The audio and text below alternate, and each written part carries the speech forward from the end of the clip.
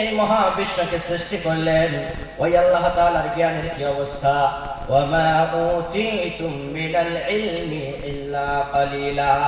আল্লাহ তাআলা বলেন, ও বান্দা, সামান্য পরিমাণ তোমাদেরকে জ্ঞান দিয়েছি, এই জ্ঞান নিয়ে বেশি অহংকার দেখাবা না। অহংকার দেখাবা না, জ্ঞানে সামান্য পরিমাণ, যারা পরিমাণ দিয়েছি মহাবিশ্বকে, বাকি সব জ্ঞানের মালিক আল্লাহ তাআলা। আল্লাহ বলেন, ওয়ালাউ জিনা বিমিসলিহি মাদাদা।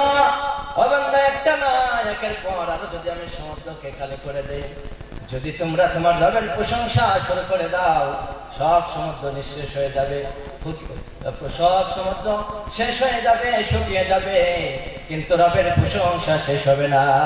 ঠিকই তো, যতই সমুদ্র বাড়ানো হবে সেটা হবে ইন্তেহা, সসীম, আর আল্লাহর প্রশংসা হলো অসীম। আর সসীম দিয়ে অসীমকে শেষ করা যায় না, সসীম দিয়ে অসীমকে শেষ করা যায় যায় না। সাগরের জলকে কালি করে, গাছের পাতাকে খাতা করে, তোমার মহিমা লেখা শেষ হবে না।